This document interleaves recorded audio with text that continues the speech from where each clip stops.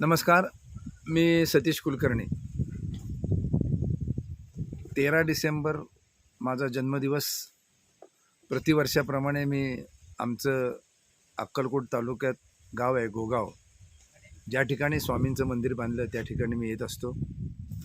आमच्या आई वडील आणि काकांचं निधन झाल्यानंतर त्यांच्या अस्थी आम्ही इथं शेतामध्ये झाडाखाली पुरलेले आहेत. ती झाडं पाठीमागच्या बाजूला दिसत आहेत. इथं आल्यानंतर एक वेगळं चैतन्य येतं. आई वडिलांच्या सानिध्यात आल्याचा खूप आनंद होतो आणि जसं आयुष्यातलं एक एक वर्ष संपतं तसं तसं नवीन वर्षाला त्यांचे आशीर्वाद घेतल्यानंतर वर्षभर एक चैतन्यमय वातावरण असतं, एक धाडस वाटतं, एक उत्साह वाढतो. म्हणून प्रतिवर्षाप्रमाणे मी आज इथं आलेलो आहे. ते वाढदिवस तर साजरा आम्ही करतच नाही आहे. त्यात माझे मित्र मिलिंद सर्वदे यांचं नुकतंच निधन झालं, त्यामुळं यावर्षी तर वाढदिवस मी साजरा करणारच नाही. परंतु वाढदिवसाच्या निमित्तानं काही सांगावं असं वाटतं, आईवडिलांचं महत्त्व, म्हणून हा व्हिडिओ केला आहे. जेव्हा अक्कलकोट स्वामी दर्शनचा आईवडील विशेषांक काढला होता तेव्हा एक संपादकीय लिहिलं होतं, बाळासाहेबांवर खटला भरा.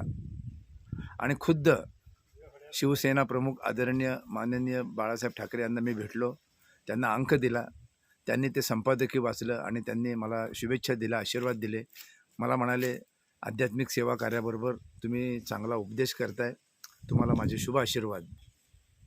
त्यावेळी मी जे संपादकीय मुद्दाम लिहिलं होतं, तर बाळासाहेबांवर खटला भरा, याचा अर्थ असा होता की आज परिस्थिती भयानक बदलत चाललेली आहे. मुलं आईवडिलांना विचारत नाहीत, घराघरात भांडण आहेत. बरीच मुलं आईवडिलांना सोडून दुसरीकडे राहायला गेलेली आहेत. आईवडिलांना खूप त्रास देतात. त्याचा मथितार्थ लक्षात घेऊन सत्य परिस्थिती मी नागरिकांना सांगत होतो.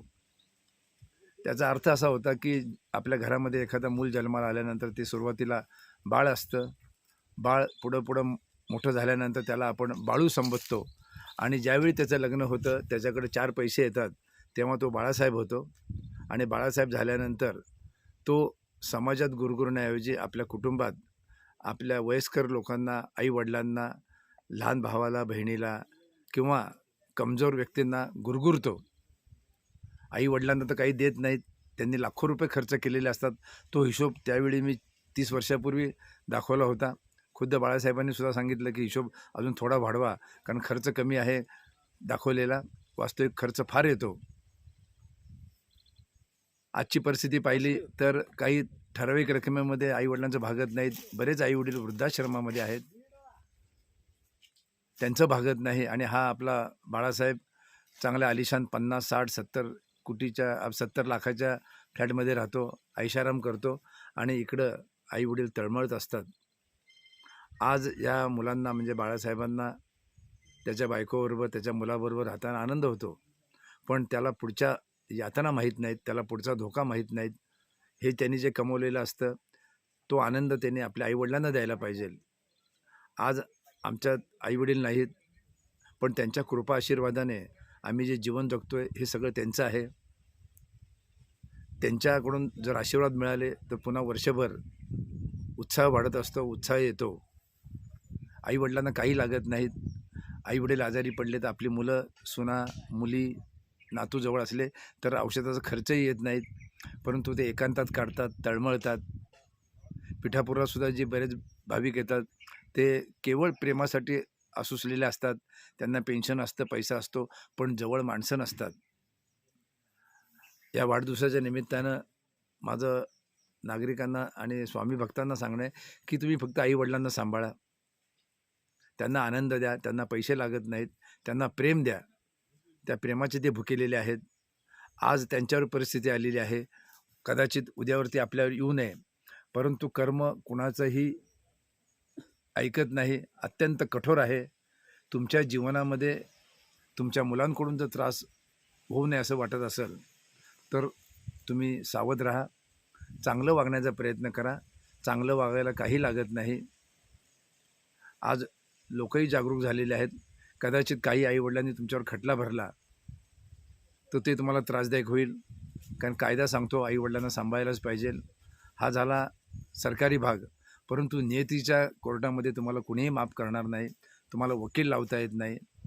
जसं जसं आयुष्य वाढतं पैसा वाढतो, पण त्या पैसा वाढण्याच्या प्रमाणात तुम्हाला दुःखही वाढत जातं, हे लक्षात येत नाही. आणि एकदा जर का दुःख, त्रास आणि यातना सुरू झाल्या तर तुम्हाला लाखो कोटी खर्च करा, तुम्हाला ते यातना तुम्हालाच भोगावे लागतात. आणि यातना भोगणं हेच खरं कर्माचं फळ आहे. माझ्या वाढदिवसानिमित्त भाविकांना आणि नागरिकांना विनंती आहे, आईवडिलांना सांभाळा, त्यांना काही कमी पडू देऊ नका.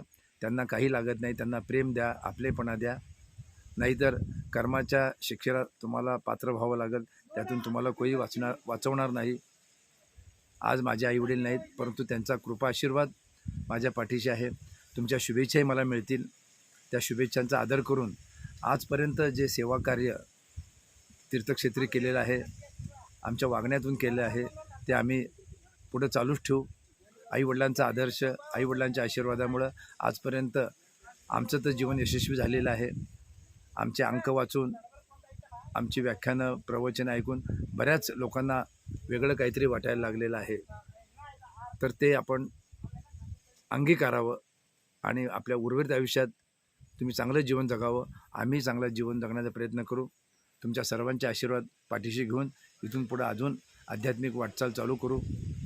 दत्तस्थानाची महती तर आम्ही सांगतच आहोत. पिठापूरला या, आनंद घ्या. पण सर्वात महत्त्वाचं की आपण आईवडिलांना सांभाळा, आईवडिलांना आनंद द्या, आईवडिलांची सेवा करा. हेच खरं अध्यात्म आहे. तुम्हाला वेगळी सेवा करावी लागणार नाही.